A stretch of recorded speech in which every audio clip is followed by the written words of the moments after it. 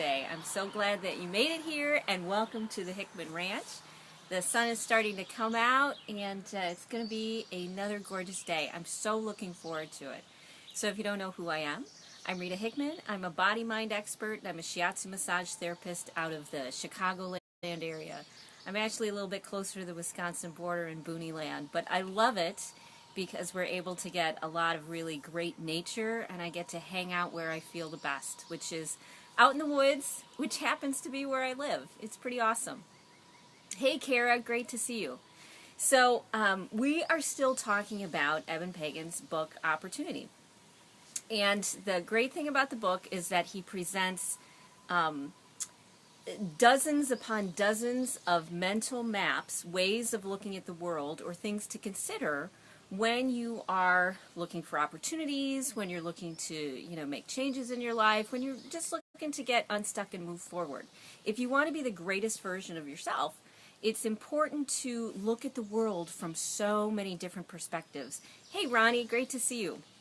And that's what I'm loving about this book, is because it gives so many different perspectives to look at a situation through.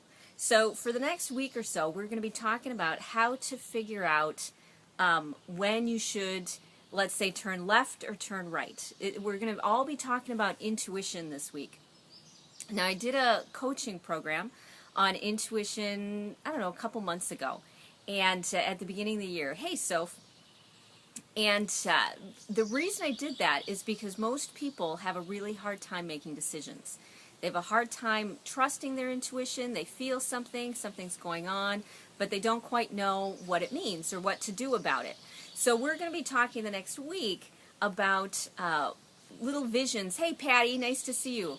About lenses, and Cassandra's here too. Lenses we can look at the world through in order to make really great intuitive decisions, okay? So one of the first things we need to look at is the fact that many times your intuition only has half of the information. It only has some of the information. If it's a new experience, you are not going to have enough life lessons. Hey, Julie, you're not going to have enough life lessons. You're not going to have enough life experiences, enough mental maps in order to have really sharp, amazing intuition. Hey, Jan.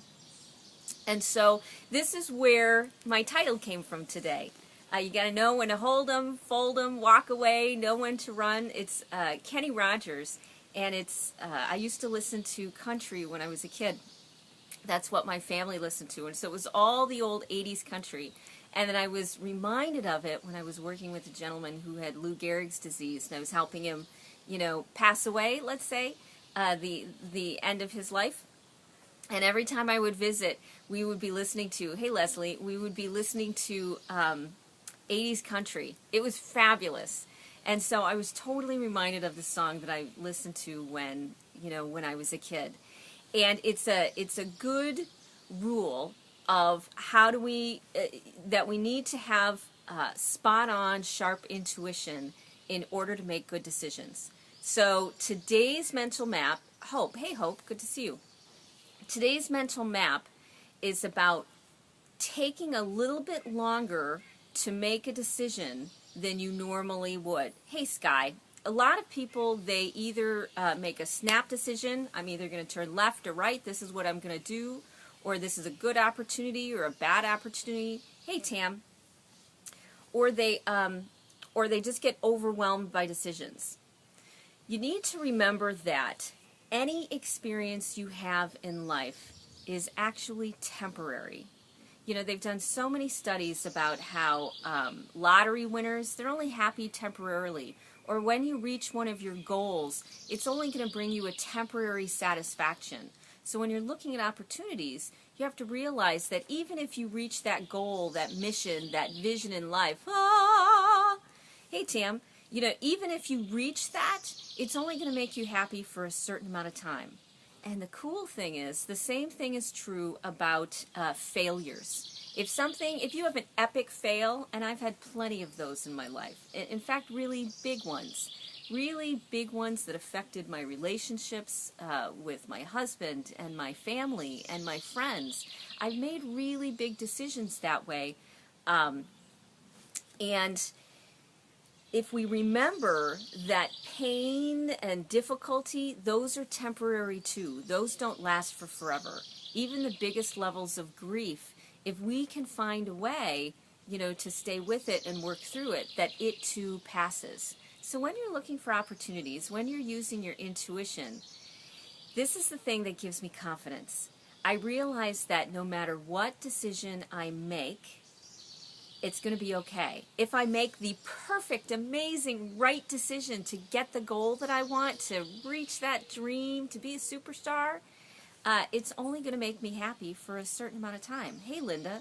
And if I screw everything up, if I have an epic fail, if I, hurt people in my life, or if I miss an opportunity, if I miss this amazing thing, and I do the wrong thing, you know what? It's only going to bother me for a certain amount of time. It's not going to bother me for a really long time unless I let it. Most things, if you let yourself feel it, life then goes on.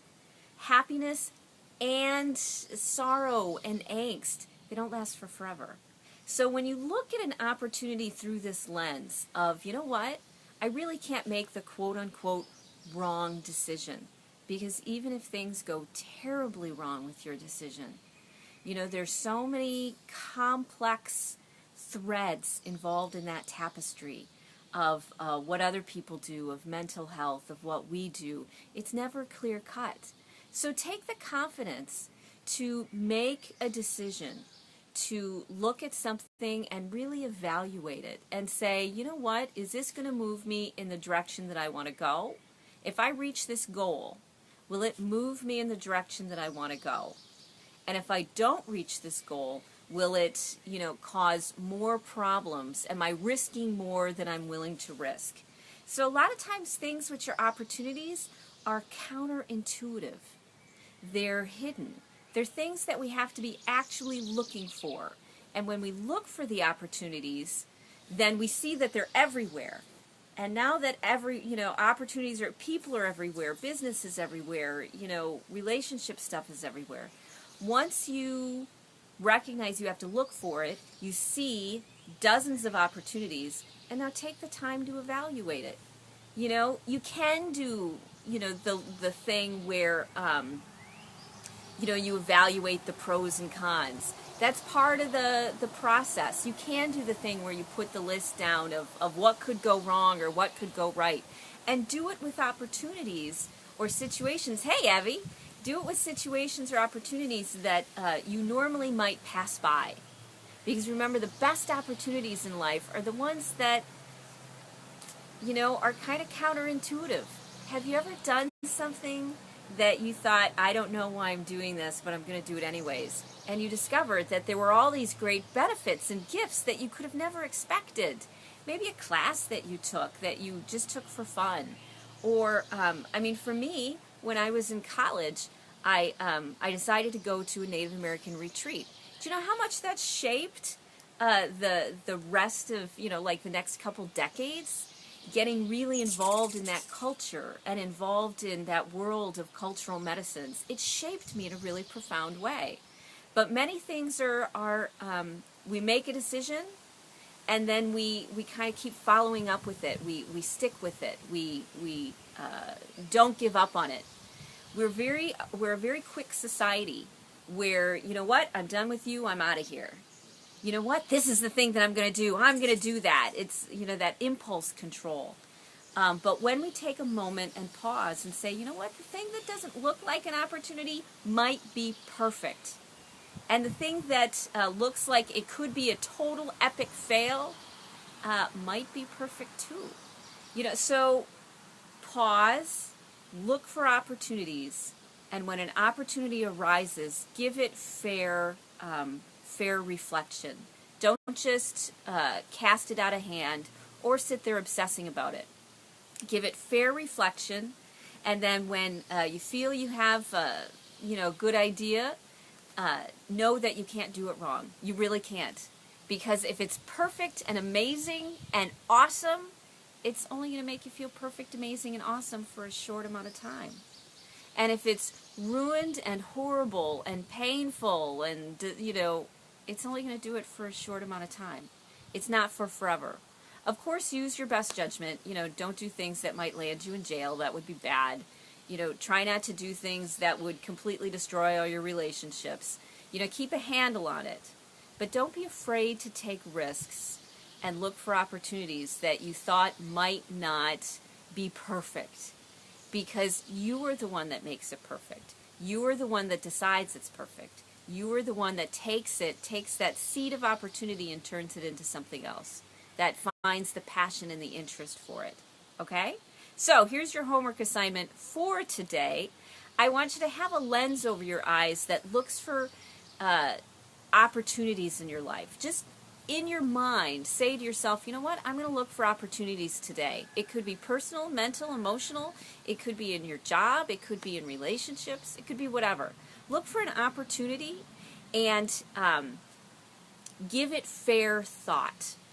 Give it, at least a few minutes, if not longer, to say, what are the pros and cons of this? What would it be like if I, made this decision? What would it be like if I decided to finally let everybody know exactly how I feel?